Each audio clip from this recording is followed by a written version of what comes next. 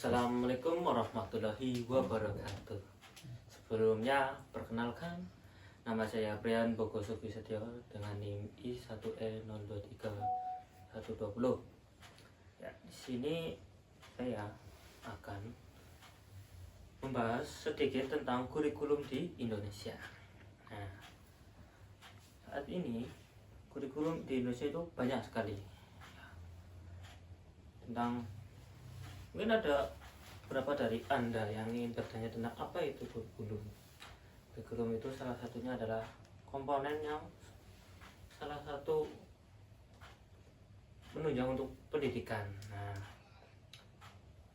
kurikulum adalah suatu rencana yang sengaja disusun untuk melancarkan proses kegiatan belajar mengajar yang ada di bawah naungan bimbingan dan penanggung jawab sekolah atau lembaga pendidikan. Nah, ada juga tuh fungsi kurikulum. Nah, fungsi kurikulum merupakan alat untuk mencapai tujuan pendidikan nasional, institusional, kurikuler, dan instruksional. Nah, kurikulum memberikan pedoman bagi guru dan siswa dalam proses belajar mengajar sehingga terlaksana dengan baik. Nah, kurikulum merinci apa yang harus diajarkan dan bagaimana cara mengajar materi sehingga siswa mendapatkan pengalaman yang komprehensif. Nah, kurikulum membantu evaluasi pengembangan siswa dalam menyerap ilmu dan pengalaman yang diberikan. Nah, contoh kurikulum di Indonesia salah satunya yaitu kurikulum 2013 atau yang biasa dikenal dengan K13. Kurikulum yang berbasis pada budaya lokal, pandangan filsafat, dan eksperimentalisme. Nah,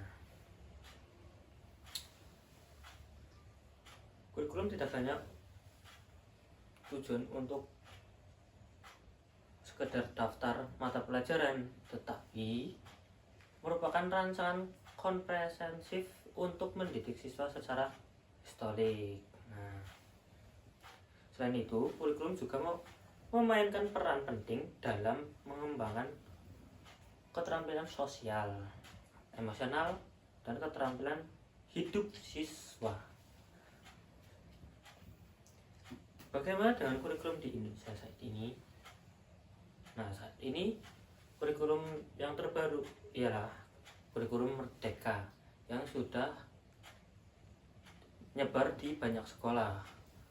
Kurikulum ini menekankan pada fleksibilitas dalam pembelajaran, memberikan siswa kesempatan untuk belajar sesuai dengan kebutuhan yang baik dan minat bakat mereka.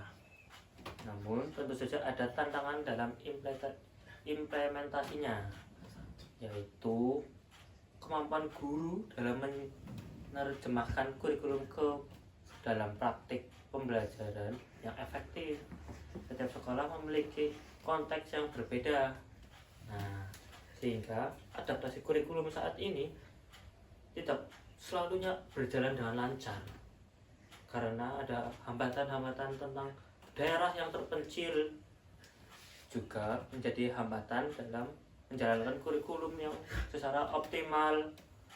Kurikulum yang bagus memerlukan dukungan penuh, mulai kebijakan dari pusat, pemerintah, sumber daya, hingga dukungan masyarakat sekitar.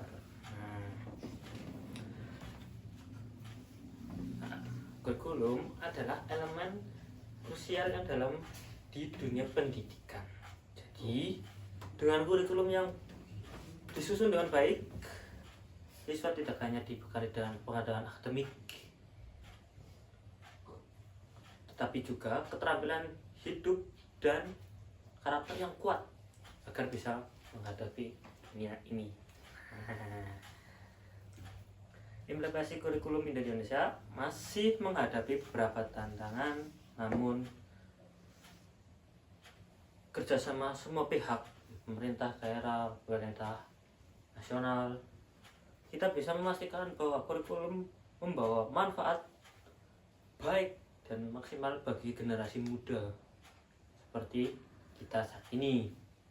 Mari kita belajar terus, berinovasi, dan beradaptasi untuk memastikan bahwa pendidikan di Indonesia harus berkembang dan memberikan dampak positif bagi masa depan bangsa ini dan kita semua. Sekian dari saya tentang kurikulum saat ini dan pembahasan sedikit tentang kurikulum yang ada di Indonesia.